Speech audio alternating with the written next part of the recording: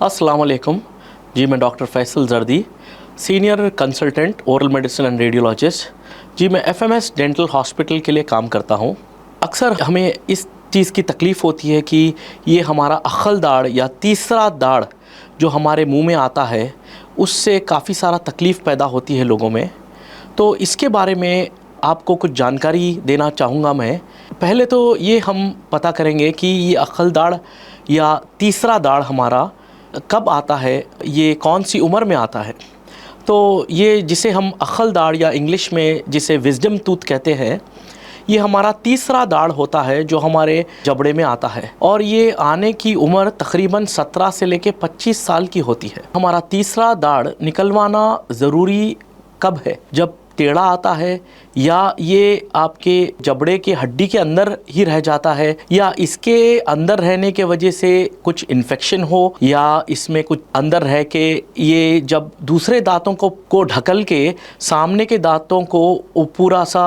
अपनी जगह से हटा देता है या उसके बाजू के दांतों में कीड़ पैदा कर देता है या इसके वजह से पीप आपके जबड़े में जमा हो जाता है, इसके वजह से आपके चेहरे पे सूजन आ जाती है, इसके वजह से जब आपको मुंह पूरी तरीके से खुल नहीं पाता, आपको खाने में तकलीफ़ होती है। ये सब चीज़ों के वजह से मेरा मशवरा ये है कि अक्खल दाढ़ को निकाल देना ही ज़रूरी है। तीसरा दाढ़ कहते हैं, वो हमारे मुंह के अंदर क्यों नहीं आ पाता, इसके पीछे भी कुछ वजह है। जैसे कि हमारी उम्र के साथ हमारा जबड़े का साइज़ अगर छोटा हो और उसमें पहले से हमारे पहले के दांत आ चुके हों और जबड़े में उतनी जगह नहीं हो कि हमारा तीसरा दांत बाहर आ सके, तो उसे इम्पैक्टेड विज़डम टूथ कहते हैं।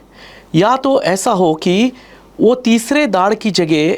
हमारा दूसरा दाढ़ ले चुका हो, उस वजह से भी हमारा जो तीसरा दाढ़ है वो हड्डी के अंदर ही रह जाता और उसे बाहर आने की जगह नहीं मिलती। तो ये हिकमत का तीसरा दाढ़ जो है हमें किस तरीके से परेशान कर सकता है। अगर इस तीसरे दाढ़ में इन्फेक्शन हो या पीप भरा हो जिसके वजह से हमें तकलीफ़ पैदा हो रही हो, हमारे मुंह पे या चेहरे पे सूजन आया हो या जिस वजह से हमारा मुंह नहीं खुल रहा हो, तो उस सूरत में हमें ये तीसरा दाढ़ निकलवाना ज़रूरी होता है। तो क्या ये एक तकलीफ़देह प्रोसीजर है? मेरा कहना यह है कि अगर इसे मकामी एनेस्थीसिया में निकाला जाए तो कम से कम दर्द में इसे निकाला जा सकता है और एक ओरल एंड मैक्सिलोफेशियल सर्जन के हाथ से निकाला जाए कम से कम तकलीफ़ से इसे निकाला जा सकता है। लेकिन इसके निकालने के बाद कुछ ना कुछ सूजन और तकलीफ़ थोड़े दिन के लिए ज़रूर रहती है, जिसके लिए आपको कुछ दवाई दी जाएगी जिससे आपको आराम हो जाएगा। क्या हर तीसरा दाढ़ निकालना ज़रूरी है? हर दाढ़ निकालना ज़रूरी नहीं है, क्योंकि अगर वो दाढ़ को जगह बराबर मिली हो जबड़े में और वो सही तरीके से बाहर आया हो और आपको खाना खाने में उसकी सहूलत है, तो आपको ऐसा दाढ़ निकालने की ज़रूरत नहीं है। कई बार ये हिकमत का तीसरा दाढ़ जिस तरीके से हमारे मुंह में आता है, सेकंड मोलार या जिसे दूसरा दाढ़ कहते हैं, उसके ऊपर प्रेशर क्रिएट करके उसमें भी उसकी जड़ को नुकसान देता है। तो ऐसे सूरत में अगर हमें एक्सरे में पता चलता है कि कुछ ऐसा हो रहा है जिसमें हमारा दूसरा दाढ़ खराब हो रहा है तीसरे दाढ़ की वजह से, उस सूरत में हमारा मशवरा ये है कि तीसरा दाढ़ भी निकाल देना चाहिए। तो ये हिकमत के अगर चारों दाढ़ में अगर तकलीफ है तो क्या हमें चारों दाढ़ निकालना ज़रूरी है? अगर ऐसा सिचुएशन आ जाता है जिसमें हमारे चारों हिकमत के दाढ़ों में इन्फेक्शन हो, तो वैसी सूरत में तो हमको निकालना ही पड़ेगा। लेकिन अगर ओरल एंड मैक्सिलोफेशियल का डिसीजन हो तो वो ऐसा रहेगा कि आपको एक साइड के मतलब आपके दाएं तरफ के दाढ़ एक टाइम पे निकाले जाएंगे और बाएं तरफ के दाढ़ एक टाइम पे निकाले जाएंगे और इस बीच में आपको तकरीबन 10 से 15 दिन का वक्त दिया जाएगा ताकि आप खाना जो है एक तरफ से चबा के खा सकते हो। अगर हम चारों दाढ़ एक 10 से 15 दिन के समय देके निकाल रहे हैं तो हम ये मकामी एनेस्थीसिया में भी निकाल सकते हैं। लेकिन अगर इतना ज़रूरी है कि हमको चारों हिकमत के दाढ़ एक साथ निकालने हैं तो वैसे सूरत में ये प्रोसीजर हमें जनरल एनेस्थीसिया में भी करना पड़ेगा। तीसरा दाढ़ निकलवाने के बाद कितना वक्त लगेगा इसके ज़ख़म को भरने के लिए? ये कम से कम 3 से 5 दिन लेते हैं ज़ख़म को सूखने के लिए, लेकिन पूरा इसको सूजन उतरने और दर्द कम होने के लिए कम से कम 10 से 15 दिन लगेंगे। तो ये हिकमत का तीसरा दाढ़ निकलवाने का तरीका क्या है? तो इसका तरीका ये है कि एक ओरल एंड मैक्सिलोफेशियल सर्जन इस दाढ़ की जगह का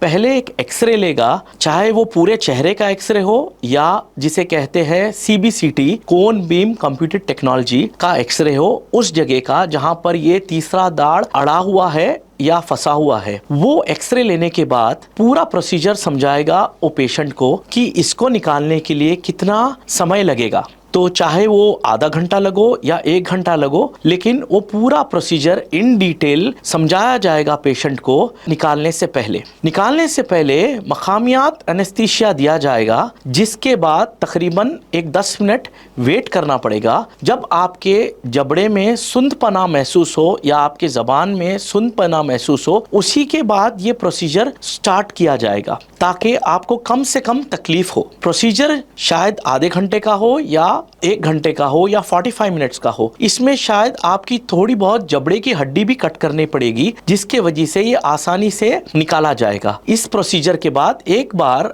हिकमत का दांत बाहर आ जाए, उसके बाद थोड़े से सीवन भी दिए जाएंगे, जो आपको तकरीबन 1-2 हफ्ते के बाद निकलवाए जाएंगे। और ये प्रोसीजर होने के बाद हमारे ओरल एंड मैक्सिलोफेशियल सर्जन आपको इस प्रोसीजर के बाद के पूरे हिदायत दिएंगे, जिसमें आपको पूरे तरह के प्रिकॉशंस लेने पड़ेंगे तकरीबन 1-2 हफ्ते के लिए। जैसे कि आपको थूकना नहीं है, जोर से छींकना नहीं है, जोर से कुल्ला नहीं करना है। तो ऐसे प्रोसीजर्स के बाद जो जख्म की हीलिंग है वो बहुत जल्दी हो पाएगी। तो ये हिकमत का तीसरा दांत निकालने के बाद हम क्या क्या खा सकते हैं, जो हमारे ओरल सर्जन के हिदायत दिए जाने के बाद उसमें हमें पूरा तरीका बताया जाएगा कि हमें किस साइड से खाना है और क्या क्या खाना है। इसमें ये मशवरा होता है कि हमें नरम ग़िज़ा लेनी है, जैसे कि सूप हो, दही हो, नरम चावल हो, गुल्लती हो या कुछ जूसेस हो।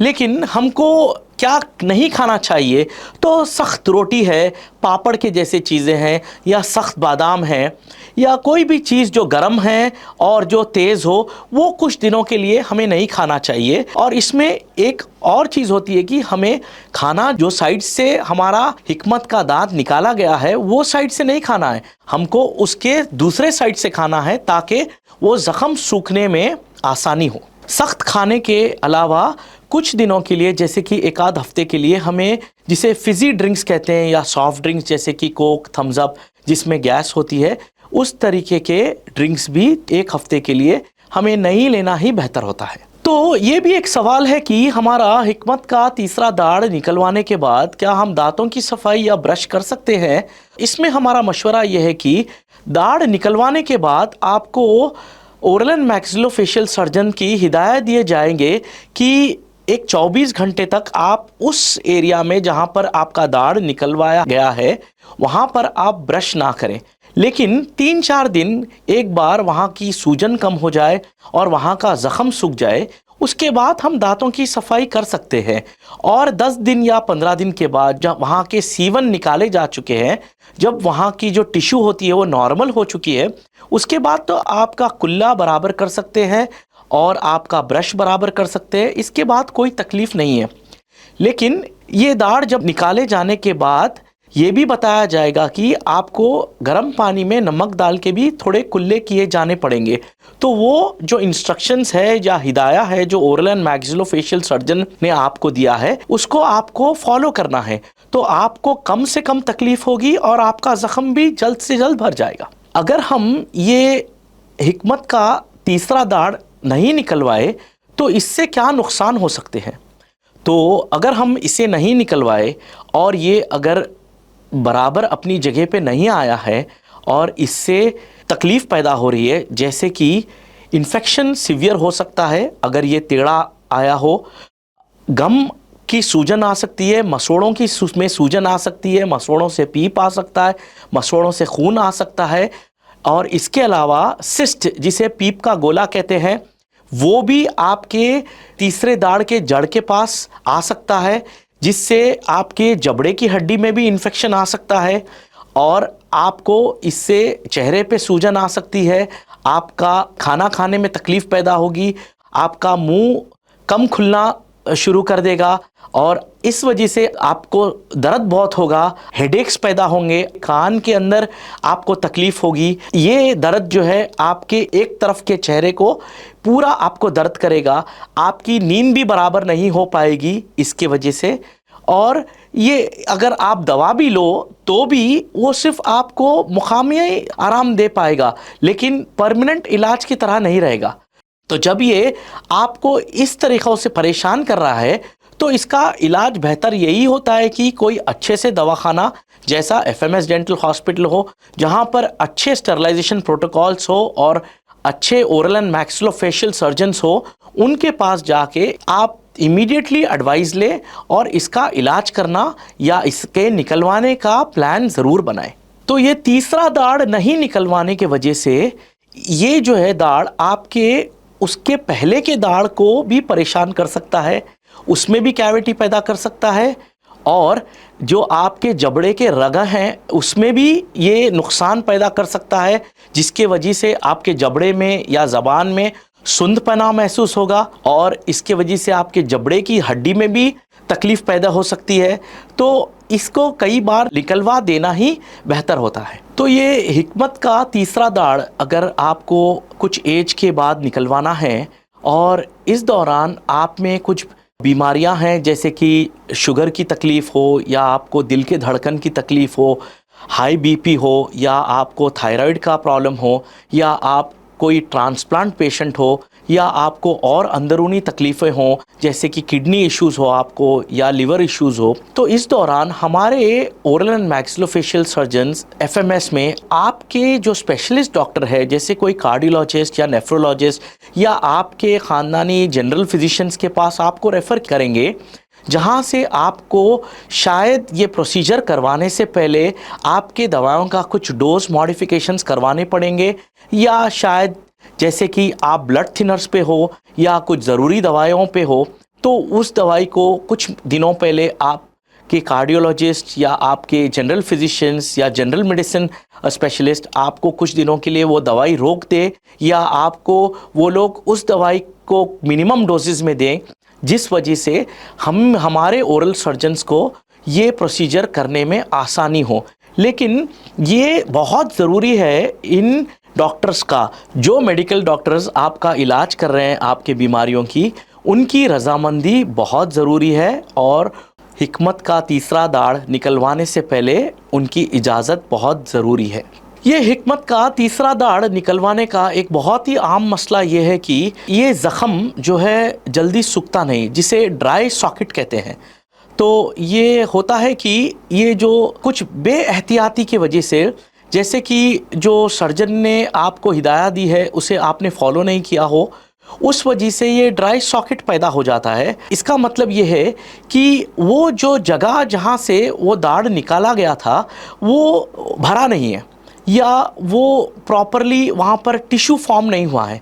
तो इस मसले की वजह क्या हो सकती है? इस मसले की वजह ये हो सकती है या तो आपने कुछ स्मोकिंग की है जो आपको मना किया गया है, या तो आपने स्ट्रॉ से कुछ जूस पिया हो, या आपने ज़ोर से छींका हो या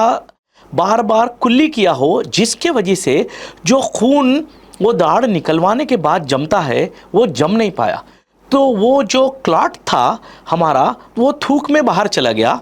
और वहाँ पर जो है हीलिंग जो प्रोसीजर है वो स्टार्ट नहीं हुआ। ये एक बहुत अहम मसला है जिसका भी इलाज है, लेकिन इस वजह से दर्द बहुत ज़्यादा हो जाता है और पेशेंट को तकलीफ़ बहुत ज़्यादा हो जाती है, जिसकी वजह से उसे फिर से वापस आके हमसे हिदायत लेना पड़ता है कि ये क्यों हुआ और इस मसले को कैसे सुलझाया जाए या इसका ट्रीटमेंट फिर से कैसे किया जाए। तो ये जो अखल दाढ़ या हमारा तीसरा दाढ़ निकलवाना है, ये हमें किस से निकलवाना, या एक जनरल डेंटिस्ट से या एक स्पेशलिस्ट से? मेरे मशवरा के हिसाब से ये एक ओरल एंड मैक्सिलोफेशियल सर्जन से ही प्रोसीजर करवाना चाहिए। एट एफएमएस या एफएमएस पे हमारे पास तो ये प्रोसीजर एक ओरल एंड मैक्सिलोफेशियल सर्जन के थ्रू ही किया जाता। हर स्पेशलिस्ट का अपना एक रोल होता है, उनकी एक स्पेशलाइजेशन होती है जिसकी तालीम उन्हें दी गई है एमडीएस के दौरान। तो एक ओरल एंड मैक्सिलोफेशियल सर्जन जिसने 3 साल वो पढ़ाई की है, उसको ये अक्ल के दाढ़ जो टेढ़े आए हुए हैं या जो इन्फेक्टेड है या जिसमें सिस्ट है, ये निकालना उनके लिए बहुत ही आसान है, क्योंकि वो एक ट्रेंड प्रोफेशनल है उस किस्म के दांत निकालने के लिए। तो हमारे पास तो एफएमएस में हमारे सारे ब्रांचेस में अपॉइंटमेंट के ज़रिए हम सिर्फ एक मैक्सिलोफेशियल सर्जन के ज़रिए ही हम दांत निकलवाते हैं। हम अक्ल दाढ़ हो या ऑर्थोडोंटिक दांत निकलवाना हो या दांत जिसमें कीड़े लग गया हो, ये सारे प्रोसीजर्स हम एक मैक्सिलोफेशियल सर्जन से ही करवाते हैं। और ये भी एक इम्पॉर्टेंट चीज़ है कि इसका खर्चा कितना आएगा एफएमएस पे। तो एफएमएस के जिसके 12 ब्रांचेस है सिटी में, और हमारा एक इंटरनेशनल ब्रांच है कोचिन सिटी में, केरला में, तो इस वजह से हमारे जो हाइजीन और स्टरलाइजेशन प्रोटोकॉल्स है वो बहुत हाई है, और इसका खर्चा हमारे पास 5,000 रुपये से लेके 20,000 रुपये तक होता है। दांत के लिए अगर हमें कुछ एक्सरे लेने हैं या सीबीसीटी लेने हैं या और वगैरह एक्सरेज लेने हों तो उसका खर्चा अलग है। और अगर दांत निकलवाने से पहले आपका सर्जिकल प्रोफाइल, ब्लड इन्वेस्टिगेशंस करवाना हो तो ये तो आपको कोई डायग्नोस्टिक सेंटर पे करवाना पड़ेगा, जिसका खर्चा अलग रहेगा। लेटेस्ट स्पेशलाइज्ड रेडियोग्राफिक टेक्निक्स, जो एक्सरे के हमारे लेटेस्ट टेक्निक्स है, वो सारे हमारे पास मौजूद है, और जिसकी सहायता से हमारा डायग्नोसिस बहुत एक्यूरेट होता है या हमारा डायग्नोसिस बहुत ही पक्का होता है। और एंटायर प्रोसीजर हमारे सर्जन्स आपको इन डिटेल समझा के, आपको खर्चे की जानकारी दे के, आपको पूरे प्रोसीजर की जानकारी दे के, आपकी रजामंदी से ये प्रोसीजर किया जाता है। और इसके बाद हमारा जो पोस्ट ऑपरेटिव केयर है, जिसे दांत निकलवाने के बाद का केयर है, उसके लिए भी हमारे पास एक स्पेशल सेक्शन होता है, जहां पर हम आधा घंटे से लेके 1 घंटे तक पेशेंट को मॉनिटर करते हैं कि इसके दूसरे लेवल्स जैसे कि बीपी हो, दूसरे जिस्मानी तकलीफ़, सब मॉनिटर करते हुए हम ये प्रोसीजर तकरीबन 1-1.5 घंटे तक हमारे हॉस्पिटल में रह के आपको कंप्लीट कराया जाएगा। इसके अलावा हमारे हॉस्पिटल में ये भी सहूलत है कि अगर आपके अक्ल के दाढ़ या हिकमत के दाढ़ निकलवाने हों जो 2 से ज़्यादा हो, जैसे कि आपके चारों दांत इन्फेक्टेड हो और आपके चारों दांत आपको एक साथ ही निकलवाने हों, तो ये हमें जनरल एनेस्थीसिया में करना पड़ेगा। इसका भी हमारे हॉस्पिटल में सहूलत है, जो एक एनेस्थेसिस्ट को बुलाया जाता है और उनकी मौजूदगी में हमारे मैक्सिलोफेशियल सर्जन्स ये प्रोसीजर पूरे आसानी से इसको आपको दांत निकाल देते हैं। एफएमएस डेंटल हॉस्पिटल्स जो हैदराबाद में मौजूद है, जिसके 13 ब्रांचेस है, 12 ब्रांचेस हैदराबाद शहर में है। एफएमएस डेंटल हॉस्पिटल्स तकरीबन 31 ईयर्स 31 साल पुराना हॉस्पिटल है, जो हैदराबाद में ओल्ड सिटी में जिसके ब्रांचेस है, न्यू सिटी में जिसके ब्रांचेस है, सिकंदराबाद की तरफ जिसके ब्रांचेस है। और ये बहुत ही मशहूर दांतों के इलाज का दवाखाना है, जहाँ पर हर किस्म का दांत का इलाज मौजूद है स्पेशलिस्ट डॉक्टर्स के ज़रिए। और हमारे जो ब्रांचेस है वो हर पार्ट ऑफ हैदराबाद में है, जैसे कि लंगर हाउस में हमारा ब्रांच है, कोटी, दिलसुख नगर, वनस्थलीपुरम, पंजागुट्टा, जुबली हिल्स, कोंडापुर, कुकटपल्ली, सुचित्रा, सिकंदराबाद, एएस राव नगर और चंदानगर या मियाँपुर। इसके अलावा एफएमएस डेंटल हॉस्पिटल का एक ब्रांच केरला में भी है, जो कोची शहर में मौजूद है।